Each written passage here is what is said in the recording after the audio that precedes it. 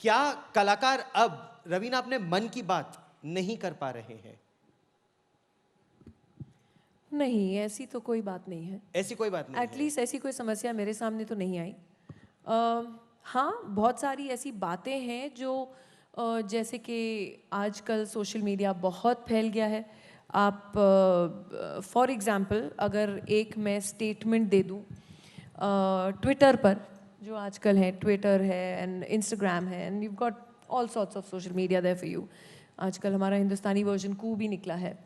तो अगर मैंने एक स्टेटमेंट दे दिया, I love my dog, his name is Blacky, plain and simple statement है, लेकिन उसके 10 इंटरप्रिटेशंस निकलेंगे। Why do you love your dog, you don't love your cat? क्यों कैट्स का क्या है? This discrimination against cats? आपने क्यों नहीं बोला आई लव ऑल स्पीसीज? आपने ये क्यों बोला कि you only love your dog? And why Blacky? Are you being racist? ये जो हमको बैकलैश मिलती है एक भी स्टेटमेंट से, that is something I guess you just have to ignore and move on. I think हम लोग सब अब उस मुकाम पर आ गए कि दैट वन स्टेटमेंट अगर आपने बोला एंड अगर आपने स्माइली एमोजीज नहीं डाले या आपने स्माइली एमोजीज भी डाले, तो such a serious message, how are you giving with smiley emojis? ज़रूर इसका कुछ इसमें एंगल है, उसमें 10 एंगल निकलते हैं।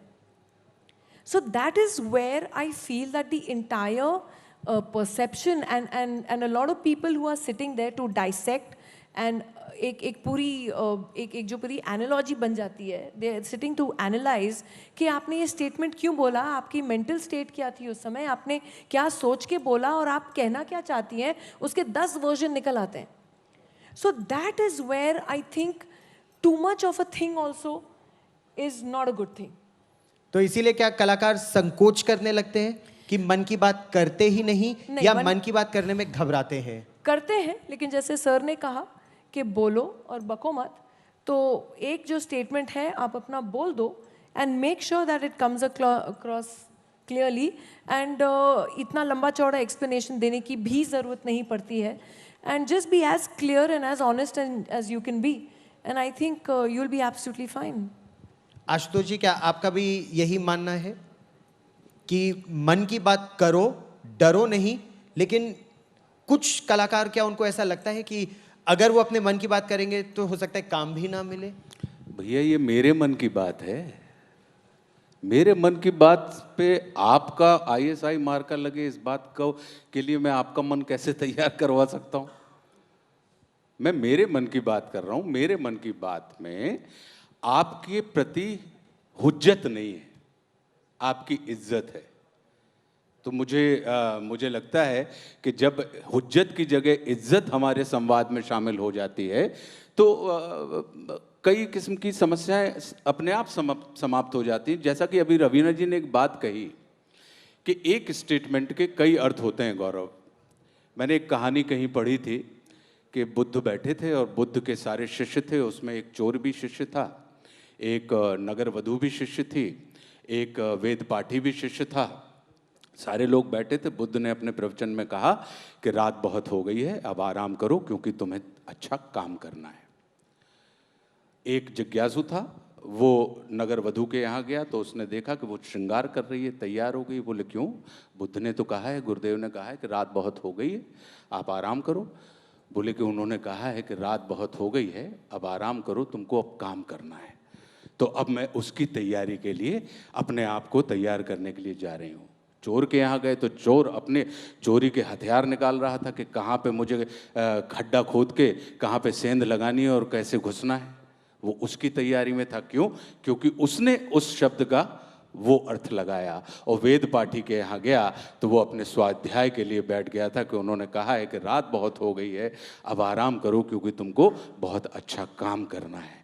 तो ये आराम की स्थिति। तो कहने का अर्थ ये है कि हर स्टेटमेंट व्यक्ति क्या कहा गया है की अपेक्षा व्यक्ति क्या सुनना चाहता है इसके ऊपर निर्भर करता है, क्या लिखा गया है की अपेक्षा व्यक्ति क्या पढ़ना चाहता है इसके ऊपर निर्भर करता है, क्या दिखाया जा रहा है की अपेक्षा क्या देखने की इच्छा है इसके ऊपर निर्भर करता है। तो उन इच्छाओं के ऊपर जिस व्यक्ति का स्वयं के ऊपर नियंत्रण नहीं है, वह व्यक्ति किसी दूसरे के ऊपर नियंत्रित करने की आकांक्षा पाले, तो मुझे लगता है कि थोड़ी अनीतिपूर्ण बात होगी। और मेरा यही मानना है कि ये मेरे मन की बात है। दूसरी बात एक और जो टेक्निकल एक समस्या खड़ी होती है, अब जैसे ट्विटर है, ट्विटर पे 140 शब्दों में आपको अपनी बात कहनी है। अब 140 शब्दों में आप स्टेटमेंट क्रिएट कर सकते हैं, कम्युनिकेशन नहीं कर सकते हैं। तो ये बिल्कुल वैसी वाली बात हुई कि हमने पत्थर मारा और चले गए। फिर हमने ये कह दिया कि टाइम स्पेन इतना हो गया सर, ज्यादा बड़ी बड़ी बात पोस्ट मत लिखा करिए, किसके पास इतना समय है पढ़ने के लिए। तो जो बात इसकी बात आ रही है कि भैया हमने तो आपसे कहा नहीं कि आप आके पढ़ो, आप बिल्कुल मत पढ़ो अगर आपके पास समय नहीं है।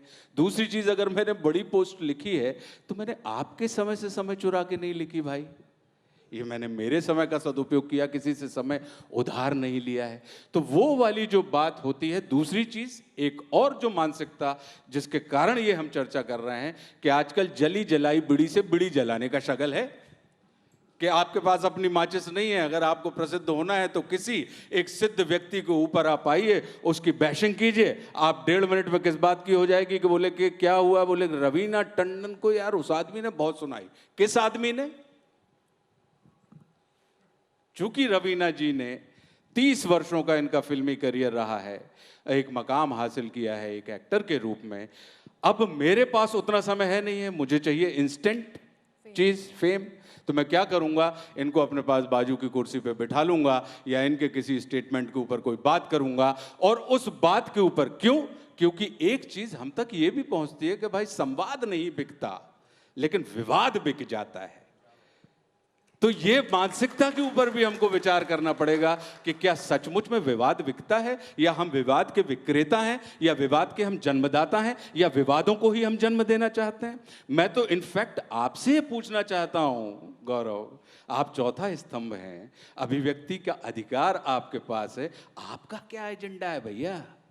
हम तो केवल सच दिखाते हैं जो समाज में हो रहा है। कहने का मतलब ये है कि ये जो